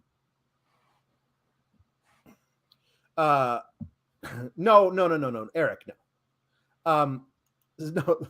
No, different guy. Different guy. Though there was a chat from Scuda earlier where he mentioned that in Shanghai, everybody was maitre d's and valets. So that was probably a nod to that. But it wasn't like a well executed one. Yeah. So no, Eddie Lee is the new guy at Wang's restaurant. And he knows everything about Lo Pan. But there's a different guy who we meet later who's actually whatever. So anyway, this is why he needs Miao Yin. Right. So that he can do that thing. But they say mean things to him, at least Jack does. Like, well, come on. You've been doing this for 2,000 years. You have yet to find a girl with green eyes. You're not looking that hard, Dave. Now, I think the sin of calling him David Lo Pan, even though he is an ancient Chinese god of some kind, is kind of ridiculous. But it's almost entirely wiped away every time that Kurt Russell calls him Dave. That one I think every time he calls him Dave, like I'm angry about. I'm watching the movie and I get angry every time he's called David Lo Pan, because it's not like he came over through Ellis Island and they gave him a name that sounds more palatable to English speakers. He's 2,000 years old from China, so his name wouldn't be David, but they named him David so that he could call him Dave. They named him David just so Kurt Russell could call him Dave. And somehow I'm okay with that. Yeah, no, that's great. That's how funny it is every time that Kurt Russell calls him Dave. So they're mean to him. And so he says, take them away, and kill them, basically. So they're taken away by Thunder, who is the anyway. But also, this is where we see also Egg Shen shows up, who is the Chinatown authority on Lo Pan. He knows everything about Lo Pan, says Eddie Lee. I thought you knew everything about Lo Pan, but it's fine. So anyway, Gracie Law, who works and lives in Chinatown, knows nothing about any of the things that Egg Shen and Uncle Chu were talking about. So Margot and Eddie and Gracie Law decide they're gonna go and because Jack and Wang aren't back. It's like, if we're not back by sunrise, call the president. Ha ha ha, says Jack. And it's well beyond sunrise, so I guess that's how they're calling the president, is just going and seeing for themselves. So they just walk into the front desk and say, we want a tour. And then the security guy's like, no, we're not doing that. And then Storm, the Thunder shows up in his, I should mention, all of these guys can dress up like regular people. Yes. So anyway, Storm in a suit without the crazy hat. He just looks like a regular guy. He shows up. He's like, I can take them on a little tour. They get in an elevator, and then gas fills the elevator, and they all pass out. But Thunder doesn't, because he's Thunder. He's Thunder. So they decide to kidnap the women and throw them in cages with a bunch of other women, just because, they're mean guys. And Eddie Lee is going to be taken in to the room where Kurt Russell and Wang are. This is where Kurt Russell finally finds out about the legend of Lo Pan from Wang. They break out of their wheelchairs, but then get back into them to like fool Thunder. And then Jack Burton has a little knife in his boot. When I say boot, you need to know what these boots are. I assumed these boots were cowboy boots. These boots were cowboy boots that were like pulled up over the jeans. They're not cowboy boots. I don't know what they go all the way up over his calf to like right below the knee. And they are buckled with like 15 buckles. Like I don't. They're almost Ace Frehley boots without the platforms. Yes, they don't exist anywhere in the world. Like they're entirely unique. No one has ever worn boots like these. Like in the way that they are, because like they're soft. They're like wrestling boots underneath. They're like soft sole. And like there's sneakers on the bottom, and they go all the way. And I don't know what I don't I don't know. It's just an odd thing. But but you'd think you would want them to be shorter because like you have to reach down really far to get that knife in your boot. But anyway, he gets a knife out. He jumps on the back of Thunder, and he's just, "Don't make me kill you, pal." And then Thunder just like goes, and he expands himself so fast that he knocks Jack off of his back onto a wheelchair and rolls backwards down a very long ramp, and then crashes into like the rim of like this open sewer well and nearly falls into it, but then gets out and he's fine. Falling into the sewer well. My God. Up there with the Mac and Macy. They get weapons. They get guns from whom I'm not really sure. They lock Thunder in the room, but he's able to break out of it, but not before they were able to. They're all trying to escape, and they need to go and rescue the girls. Margot has her little notepad, and she's writing the story, like strange and yet all at once so frightening. Like she's writing the thing. She's just having a blast. Meanwhile, Gracie is hogtied.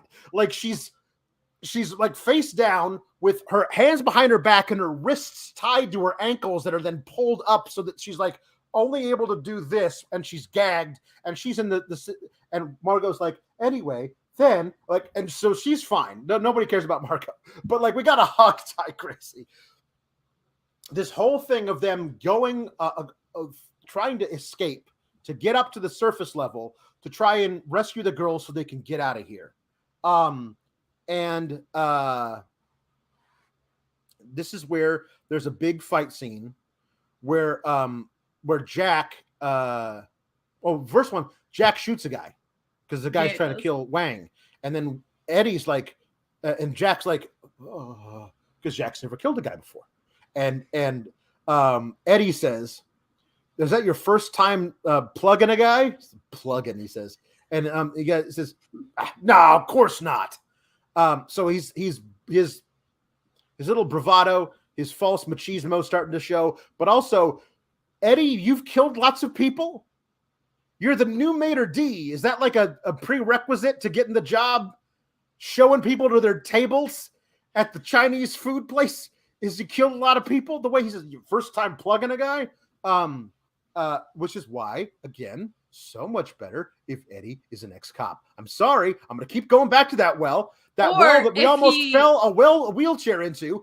That well is so deep that could be an ex-cop, but instead he's a new maitre d'. He could also have left, quote unquote, that life too. Like he was involved but got out. Would be really fun. Which would be awesome also to give us one line of dialogue that tells us anything of that. Correct.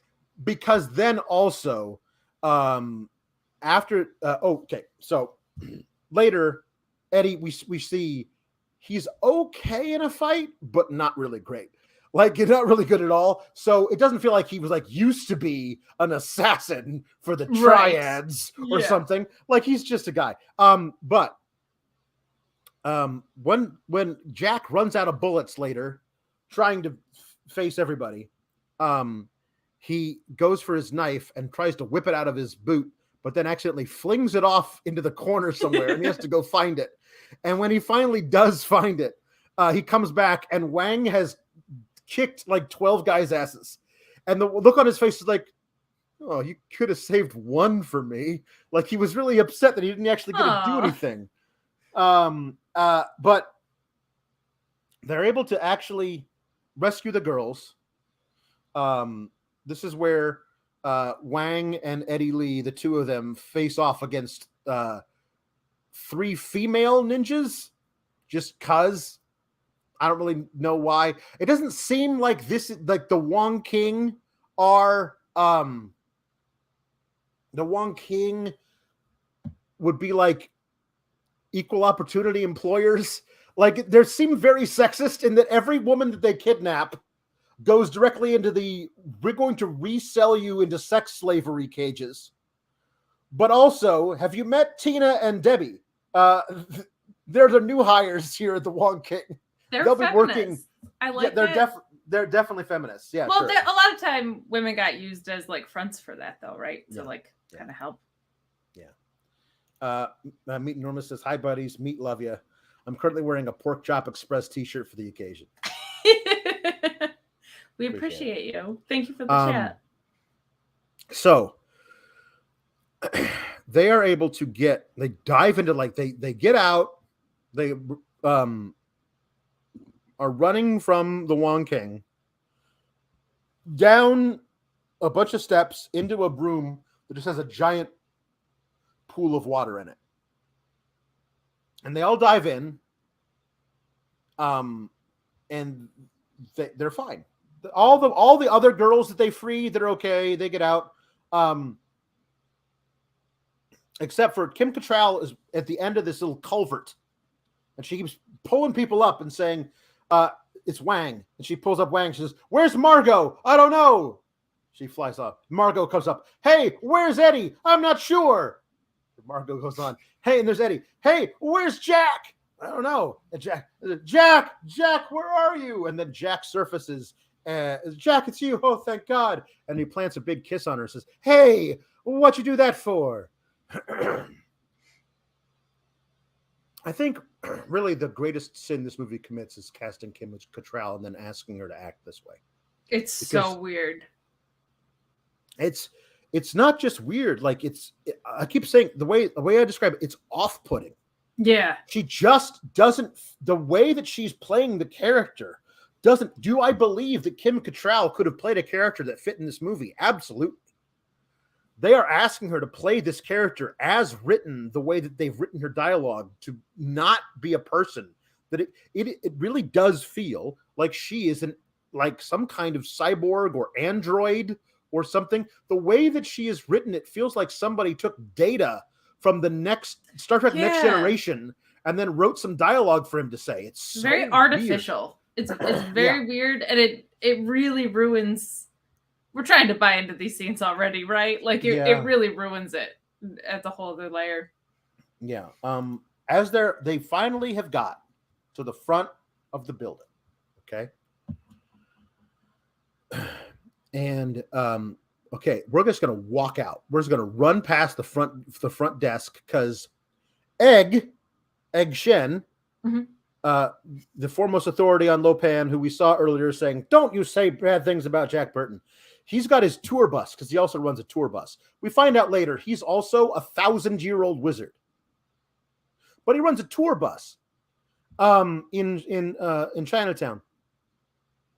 So he's outside. We're just gonna run and jump on his bus and we're gonna drive away. "I'm gonna lead these people," says Jack. "Gracie, you bring up the rear, right? Think you could handle that?" So we're all leaving. And everyone runs out in a single file line through this door. But Gracie stops and looks at a statue who we've seen eyes appear in the eyes of the statue, realize, and then look back and forth like it's a Scooby-Doo movie. So she stops and looks at the eyes. I don't know why she does this. And then the statue moves aside and a giant orange hairy arm grabs her and pulls her in. Everyone is able to escape, even though there are a lot of security guards with AK-47s shooting at the bus. They somehow miss the fuel line, thank God, and everyone who's in the bus, and they drive away. Miao Yin has not been found or rescued, Unresolved. and Wang is very, very upset by this. And now they've also lost Gracie, who's been kidnapped by orangutan Bigfoot. Like, it would seem so, yes. Like orangutan Bigfoot, I guess. Like is the easiest way I have to describe it. It's orangutan Bigfoot, and orangutan kind of looks Bigfoot, like one of those Cricket Wireless mascots or something. Well, yeah, but like deliberately much scarier than that. Yeah, But it's like a little weird. So the orangutan Bigfoot carries her over to where she's dropped in front of no flesh face 2,000-year-old David Lopan, right? Who notices that she has green eyes. So now he's got two girls with green eyes, and so now he's very happy about this. But she says, "Take me to David Lopan. All of you here, take me to David Lopan. I want to speak to David Lopan." And in a very off-putting way. And he just laughs at her. It never says, "Oh, by the way, I'm David Lopan."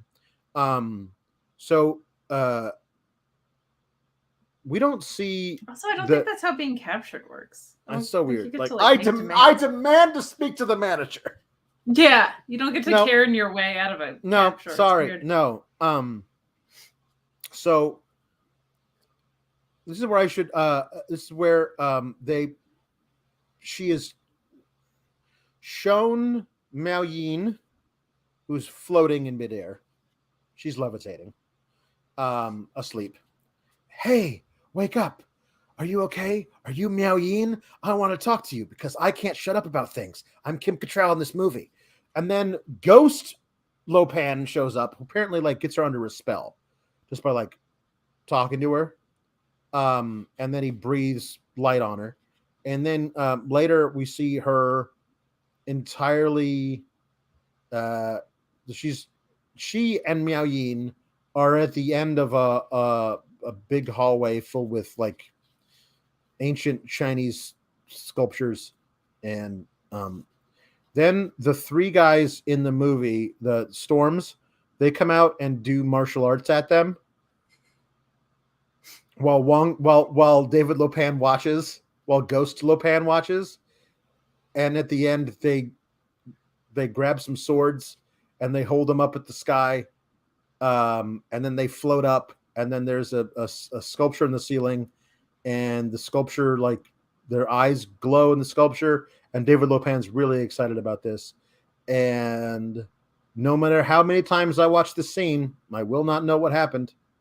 I had to go to like a wiki on Big Trouble in Little China that tells me what this is about.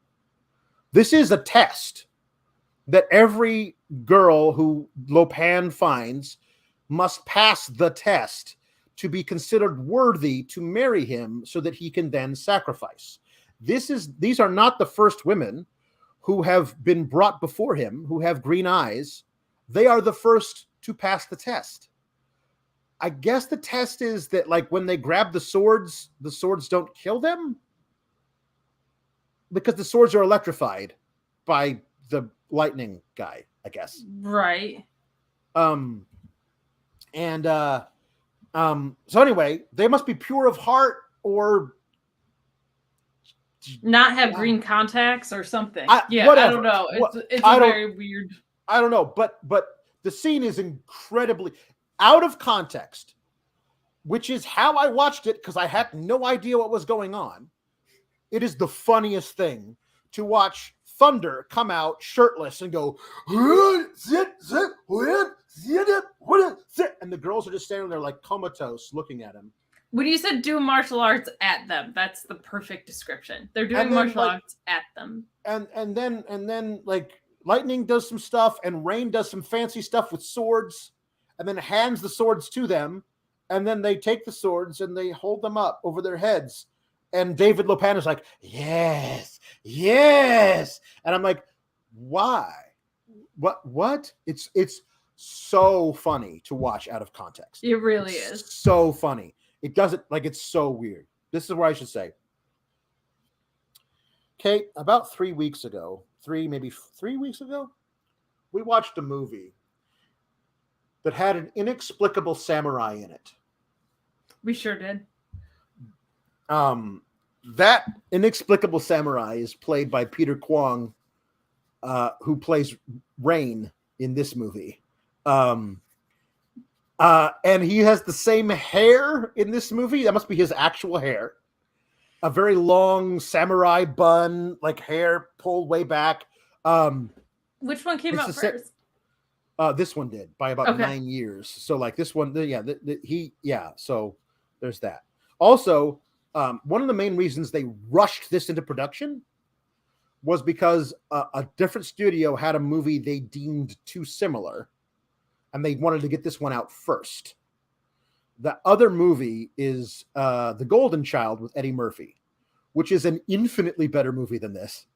I'm sorry, it is. And Peter Kwong is also in that. He plays a martial artist in that movie as well. Without the long. The Golden Child makes sense. The Golden Child does an awesome job of explaining everything to you, and it never feels like you're being explained to or talked down to. It just tells you as the movie goes along, because Eddie Murphy is the guy who is the fish out of water and keeps asking what the hell is going on. And it's crazy because the people who he asks tell him, and it's just an amazing thing. I don't know. It's so odd. So anyway, he's decided, Lo Pan has, that he's going to marry both of them. I will take them both for my wife. And Eric Frieds. Eric Fried says, this is fantastic. These are live every Friday. Yes. They are now. They are live every Friday at noon Eastern every Friday. Yes. Thank you, Eric. I appreciate that you're here. So anyway, so the plan is to marry them both and then sacrifice Gracie. She's got green eyes too, by the way. And sacrifice Gracie and then stay married to Miao Yin so he can like have the best of both worlds, you know? Now I will be able to be young again in my actual human form, which means I'll be able to knock the boots with Miao Yin, which is something I've been wanting to do for like 2,000 years. It's been that's a long dry spell. Like that's a long dry spell. That is. You have not gotten laid in a while. Yeah. I also was like, I want the knife. I love The Golden Child. Love it.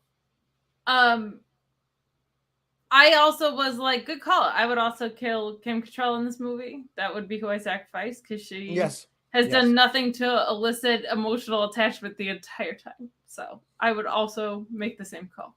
Right. So while all of this is happening, Wang and Jack have decided we're going to go back in to rescue the gals. But it does feel like the same. Feels like the movie happens twice. We're going to go in to rescue this girl into this place. Whoops. We not only did not rescue the first gal, we lost a second gal. Now we got to go back in again with a different group of people into the same place to do it again. And it does feel like it happens twice. But Egg Shen's going to come with them and a bunch of the guys from the Chang Sing. Yeah, whatever. The guys in the black, but with gold headbands. Not the guys in the black with the red headbands. Guess what you could have done? Made one of them not black, because not everybody wears headbands. So occasionally it gets very confusing. Either make everybody wear really, really big hats that are one color, because some of them just wear, some wear turbans, some of them wear little headbands, some wear bandanas, some of them don't wear anything at all. And they're just like, hey, one guy wearing a full black like karate gi versus another guy wearing a full black karate gi. And I'm like, I'm supposed to know which one of them is the good guy because neither of them are wearing headbands. Could you just not get enough headbands? We're like, you call the headbands are us? And they're like, we can get you 3 dozen headbands, you don't but we even can't have get you 4. Yeah, honestly, one of them all in red, one of them all in gold. That's it. Done. Apparently they couldn't get red and gold gis. I don't know.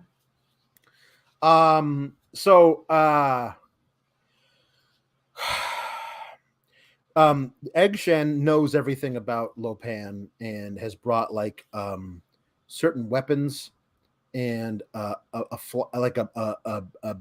sheep's bladder full of one of those leather things. That's what they're made out of, a sheep bladder, but like it's one of those little leather things. It's full of beverage. It's a magic potion. Hey, what's in there? Magic potion. Uh, thought so. We're gonna drink it. Yes, thought so. So that's nice. They're like that to Jack making wild guesses and they turn out to be true. So they take the magic potion when they finally get all the way inside. By the way, they go through a warehouse owned by Egg Shen underneath because they can't go to the front door anymore. They have to go from underneath and come up. They nope, they don't find anybody to fight because everyone's getting ready for Lopan's wedding. Right. That's which is a nice little detail. So they take all they take the potion. As far as I can tell, it just makes them feel better about themselves. It's like a potion, little confidence, a little magic confidence it's potion. It's a confidence boost. It's like they took a 5-hour energy that makes you feel rad. Like it's there's nothing else. It doesn't like make you invulnerable to bullets or there's nothing about it that is magic except it makes you feel good. So they could have like just done a few shots of whiskey. Like, you know what I mean? Sure. Like, I don't know. I was gonna say that's how I feel after coffee. It's just like there you go. feeling That's better. right. But anyway, it's they drink it and they go in there and they come across what they say is a guardian. It is a floating head full of eyes, and it is as 80s as special effects gets. Oh, delicious. It's a floating claymation head, and like, oh, whatever it sees, David Lopan sees, and so then David Lopan starts speaking through it at Egg Shen. You are too late, Egg Shen. You have always tried to disrupt me, and like, so this is where we find out that Egg Shen apparently has been fighting David Lopan for thousands of years. And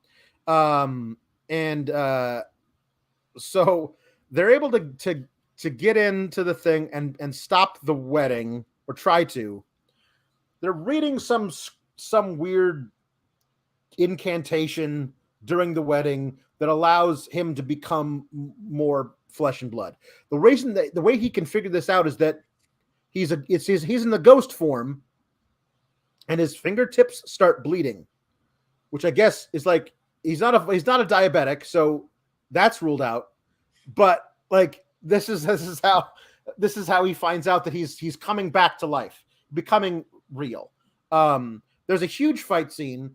Wang defeats the god of rain just in hand-to-hand combat.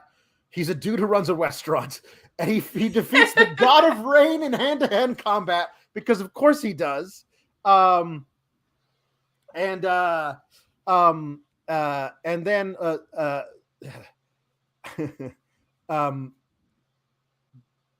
Jack is reunited with Gracie, who comes out of her trance.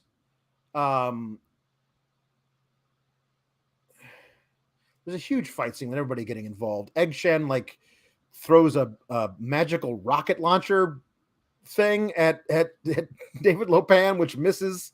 There's just a big fight scene with everybody, everything happening. And then Jack follows Lopan, who's taken Miao Yin with him. At some point in this last scene, the orangutan guy shows up again, but then gets like buried under some rubble, I think. I don't know. It's like, this is fine. This is a fun little big, there's guys fighting on wires and stuff. It's fun. It's a fun little scene. It is, and not just because orangutans are in it. Correct. Like, yeah, the whole scene is just. But it's fun. This is where we see Jack catch up to Lopan, who is now in his younger self, but not a ghost anymore. Now he's alive. He's mortal. He does say, "I'm mortal." And he's really excited about it. Usually in these movies, it's guys who are really excited about becoming immortal, but not him. He's been there, done that, doesn't like it. Now he wants to be mortal. So he catches up to him, and he's decided he's going to try and kill the bad guy, with the knife from his boot. And he throws it and it misses. It just misses. It just misses. And so David Lopan picks it up and looks at it and says, "This is a very nice knife, Mr. Burton. Goodbye, Mr. Burton." And he throws it at him. And this is the best thing in the whole movie. They paid off the ridiculous reflexes thing. Yes, they did. Because Jack reaches up, catches it in the same spot he catches before the bottle, catches it, throws it back at him, hits him right in the middle of the forehead, and kills this 2,000-year-old being instantly. And then Jack gets to say, "It's all in the reflexes." Then he gets to make out with Kim Cattrall. Of course. And then everyone's happy because I forgot also. Thunder finds out because he tracks him down because he's fighting with Wang into the same room, sees David Lopan dead, and apparently the reason that he expands is when he gets angry. He's so angry that his master, David Lopan, is dead, that he expands so rapidly and so violently that he explodes. He goes boom. It does look a lot like that scene in the Monty Python movie. Fuck off, I'm full, but sir, it is only worth a thin. And so the guy one too many wafer than mints, and then he died. He exploded. Meanwhile, lightning is still coming after everybody. And eventually lightning gets crushed or something. Whatever. Doesn't matter. None of this matters because they won. And they get out and they all go together. They'll go back to the thing. They're fine. And then Jack's like, "I got my truck back," because he does. He gets his truck back. Of course. And he's got his money because Wang pays him off. And then he's gonna leave. He's gonna go back on the road because the road is my home. And then Margot is there. It's implied Margot and Eddie Lee are gonna get together because why not? Of course, everybody has to get paired up at the end. Right. And Margot says, "Aren't you even gonna kiss her goodbye?" She says of Kim Cattrall to Kurt Russell, and Kurt Russell stops, looks over Kim Cattrall and says, "No," and he leaves. And I'm like, that is just the most Han Solo shit of like, I love you, I know. Like I'm gonna make her think about me while I'm gone. But like, why? Just because you get to be like, the guy who gets to do the thing to the girl, but whatever. And he just drives off again, back on the road, becoming a podcast bro from the cab of his truck. Except it's not it, because then coming out of the engine part of his truck is orangutan Bigfoot, who smiles at the camera, who's stowed away apparently. And this movie, again, another one, thought it was going to be a huge thing and we're going to have multiple sequels in which it's just going to be, here's what I wish they would have done. They never would have done this, and it would only have been for me. Did you ever see Every Which Way But Loose? Do you know what that is? No. It's Clint Eastwood. He is a truck driver. And by the end of the movie, he is one of the things I guess he ferries in the truck at some point. It's been a long time since I've seen this.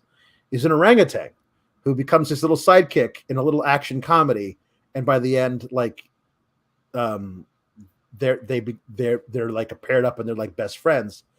And there's a second movie for that called Every Which Way You Can, where this is Clint Eastwood. This is 1970s Clint Eastwood. And he's going around with an orangutan. So what I wish they would have done in the sequel is just made Every Which Way But Loose with Kurt Russell as Clint Eastwood and orangutan Bigfoot as the baby orangutan, and just had him go off on adventures across the world. Perfect. That would have been fun. But no, there was no sequel because the movie was panned by critics and nobody saw it. And yeah, it's got a 7.2 rating on IMDb. I thought it would have been higher, but also if you go into like reviews of the movie on IMDb by like regular people, anything that's approaching like a bad review, you know how they'll have like a thing, blank out of so many people found this helpful. Yeah. It's like 0 out of 9 people found it helpful that you gave it a 5 out of 10. So people are going in there who love this movie and like saying, you're not allowed to have this opinion. And they're just like, they're making, you're not allowed to say bad things about a movie I love. And if that's the case, then I'm sorry that I've done bad things. I will say the things this movie does well are very good. None of them are great. They're very good. The things this movie does poorly are awful to me. So like, it's so hard with a movie like this because I wanted this to be great. I expected it to at least be good. Yeah, like, based on like everything that's out there about it, I thought it was gonna be a lot better than it was. Yeah, and like again, I remember I must have seen it in my preteen years. That would have been the only time I would have seen it. And it's so weird. Like that I know there are a lot of things that I watched when I was younger that I would say this was great. This is to me cinema. And now I can look back on them and say, yeah, it's not a great movie, but I still have a really soft spot in my heart for it because I loved it so much when I was a kid. And I won't like throw down on it over opinions I had when my brain hadn't formed yet. You know what I mean? Yeah. So it's weird that again, there are some really good aspects of this movie, but I think you're right. I think a lot of it is that it's not supposed to make sense. And you, the audience, are supposed to be okay with that. And if I was the kind of person who could be, I think I would have liked this movie a lot more. But I'm not. I just can't be the person who goes along with it and says, "Yeah, no, who cares? It's just Chinese magic. Who cares?" And it's not even that it matters. It's just the fact that people steadfastly refuse to explain what's going on. It's just maddening to me. I'm sorry. It is. Yeah. I will say, if you can watch a movie and turn your brain off and just watch and just have fun, if you can do that, then I wholeheartedly recommend this movie. But for me, get the flick out of here. For me. I'm very torn on this one because it's fundamentally not a good movie. And there are so many things that it misses that do take me out of it.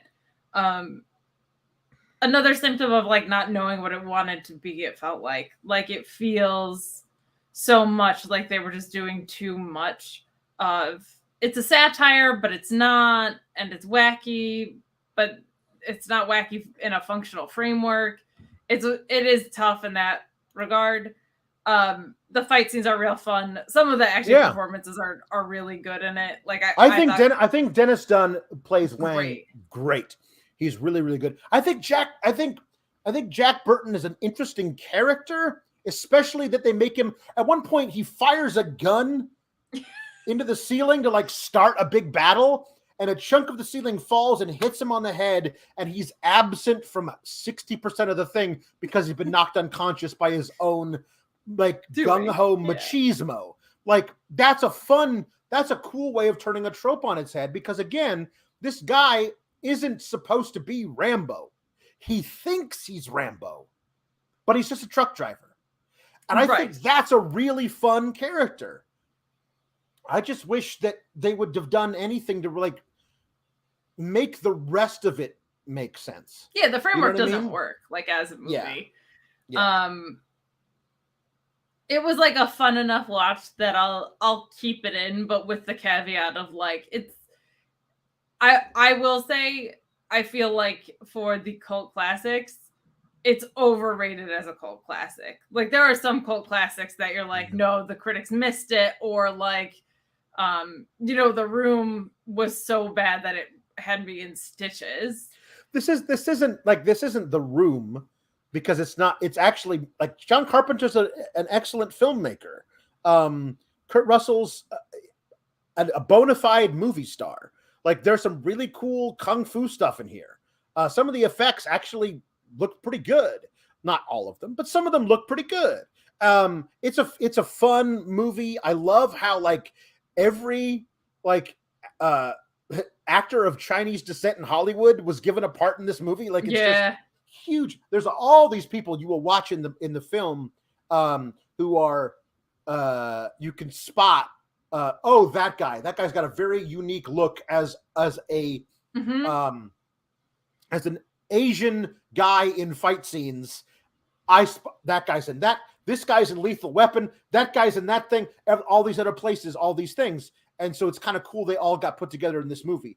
That all being said, like you just needed to like have somebody who could see these little flaws, come in and rewrite, just put in a couple of words of dialogue to make sense. Like, but like a lot of them are swings and misses. Like you do fixate on small stuff, but there's a lot of big stuff that's missing here.